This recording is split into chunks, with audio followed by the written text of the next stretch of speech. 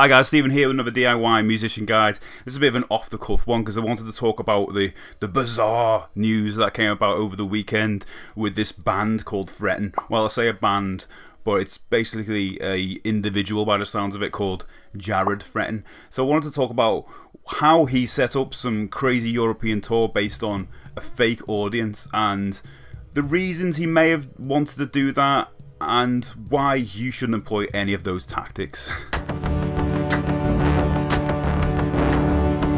So if you haven't heard about this, so this guy, Jered Threatin, apparently was able to secure a European tour based on fake YouTube videos, fake Facebook likes, fake YouTube views, fake ticket sales, fake booking agent, a fake music label, and a fake press site.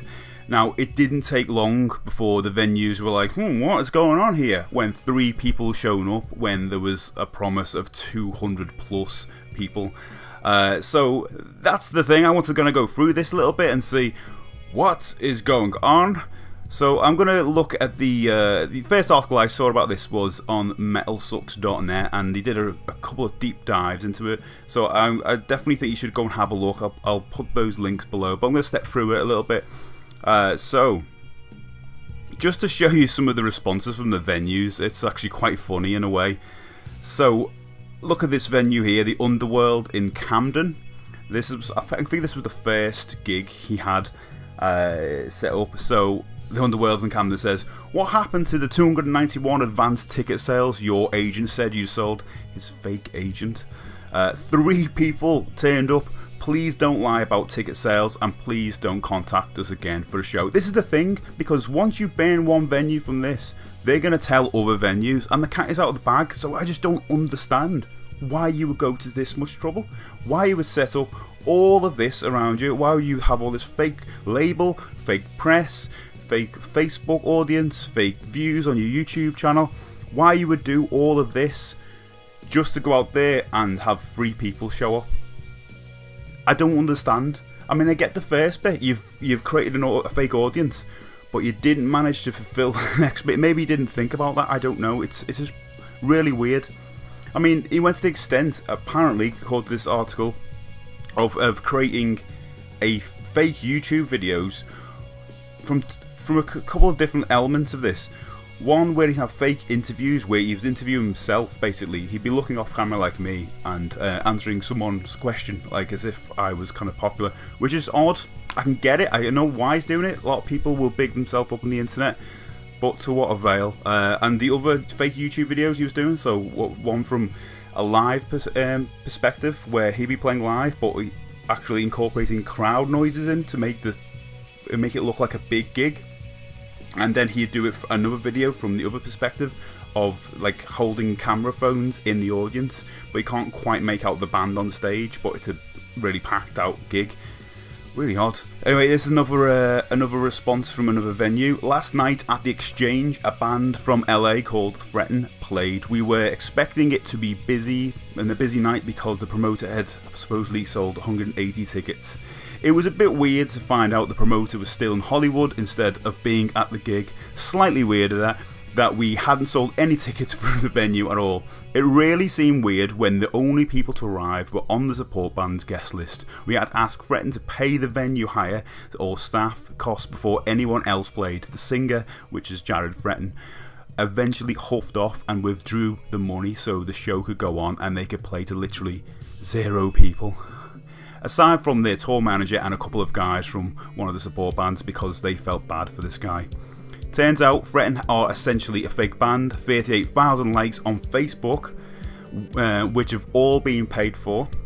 The 100 or so people attending the event page and all of the other event pages for the tour are all based in Brazil. Every comment on their YouTube video is phony, including one about the women posting wanting to lick sweat off their body. I'm starting to think they probably didn't win Top Rock Artist of the Year award. I'll have a look at that in a minute. But that's the issue. Like, on one hand, I can kind of think, well, where's the proof? Where's the proof that they're faking this? But if, as suggested, they got 38,000 likes, their Facebook page is down at the moment. Why is it down? It's smoke without fire. But one of the ways you can find out, because I know a lot of bands will do this, a lot of musicians will go down a deep dark alley of, oh, should we buy some likes because that'll make our page look better to promoters and venues and stuff. So they go and buy some likes of a website which promises, hey, we can get you 30,000 likes and make your page look great. Problem is, those likes aren't real people. They're fabricated profiles to look real, but they won't give your page any engagement at all. So I was saying about the award, and we'll have a look at that. So their press website, they have apparently set up themselves. They have given themselves the award of the winner of the 2017 Artist of the Year award. Now bear in mind, this Jered Threatin, it's him, and there's music videos on his YouTube channel, which is just all the members of him playing all the instruments, even though he's gone out with a band, which he must have hired. I mean, you just have to look through the Facebook events for the upcoming gigs, and he is seen as a joke. You might get a trickle of people who are just kind of, you know, tempted to come down to see what is going on. You know, it's very tempted with that, but not really for the music. I don't want to make a mockery of this guy because a lot of the tactics he's employed in abundance, this you did them all together. I'm seeing a lot of musicians doing that themselves. So maybe this is a good thing because more people will realise it's not a likes game. In fact, it's not a game at all.